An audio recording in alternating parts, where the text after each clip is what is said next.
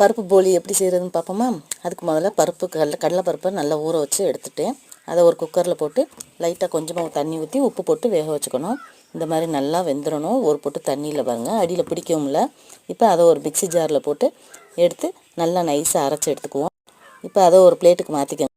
அதுக்கப்புறம் இப்போ வெல்லத்தை நம்ம பொடிச்சு வச்சுருக்கோம்ல, அந்த வெல்லத்தையும் ஜாரில் போட்டு அதையும் நல்லா நைஸாக அரைச்சிக்கணும். அப்படி இல்லைன்னா நாட்டு சக்கரோட யூஸ் பண்ணிக்கோங்க. நான் வெல்லம் தான் இன்றைக்கி யூஸ் பண்ணியிருக்கேன்.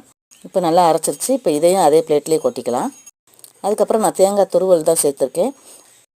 பச்சையாக தான் சேர்த்துருக்கேன் தேங்காவை. 2-3 நாளைக்கு வச்சு சாப்பிட்ணும்னா நல்லா தேங்காய் பூவை நல்லா வறுத்துட்டு சேர்த்துக்கோங்க. இப்போ கொஞ்சமாக ஏலக்காய் தூள் சேர்த்துக்கோங்க. இப்போ எல்லாத்தையும் நல்லா மிக்ஸ் பண்ணிக்குவோம். இந்த மாதிரி குழந்தைங்களுக்குலாம் ஈவினிங் ஸ்நாக்ஸ் செஞ்சு கொடுங்க, ரொம்ப நல்லது உடம்புக்கு. ஏலக்காய் தூள் இல்லாதவங்க கடலைப்பருப்பு அரைக்கும்போது 2 ஏலக்காய் போட்டு சேர்த்து அரைச்சிக்கோங்க. இப்போ எல்லாத்தையும் நல்லா மிக்ஸ் பண்ணிக்குவோம். கையில் ஒட்டுற மாதிரி இருந்தால் கொஞ்சம் நெய் சேர்த்துக்கோங்க. இப்போ நல்லா மிக்ஸ் பண்ணிவிட்டு அப்படியே ஒரு ஓரமாக வச்சுருங்க.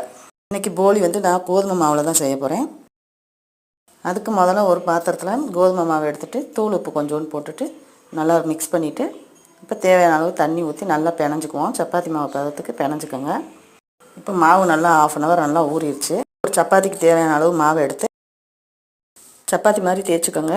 அதில் தேவையான அளவு பூரணத்தை உள்ளே வச்சு மூடிட்டு அப்படியே கையை வச்சு அமுக்கி தேய்ச்சி விடுங்க. பூர்ணம் வெளியே வந்துடாமல் மெதுவாக ப்ரெஸ் பண்ணி அமுக்கி நல்லா ரவுண்டாக தேய்ச்சிக்கோங்க. தேவைன்னா கொஞ்சம் எண்ணெய் தொட்டுக்கோங்க. இப்போ அடுப்பில் தோசைக்கல் வச்சு எண்ணெய் ஊற்றிக்கோங்க. ஃபஸ்ட்டு எண்ணெய் ஊற்றிட்டு அதுக்கப்புறம் இப்போ நம்ம தேய்ச்சதை வச்சு சுட்டு எடுத்துடலாம். அவ்வளோதான்.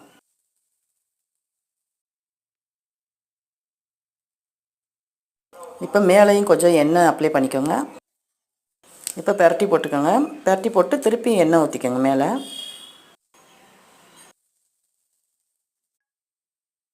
ஈவினிங் ஸ்நாக்ஸாக அதை செஞ்சு கொடுங்க. எல்லா குழந்தைங்களும் நல்லா விரும்பி சாப்பிடுவாங்க. அப்படியே அந்த வீடியோ பிடிச்சிருந்தா லைக் பண்ணிக்கோங்க, சப்ஸ்கிரைப் பண்ணிக்கோங்க. அப்படியே கமெண்ட் சொல்லுங்கள் எப்படி இருந்துச்சுன்னு. Okay, by.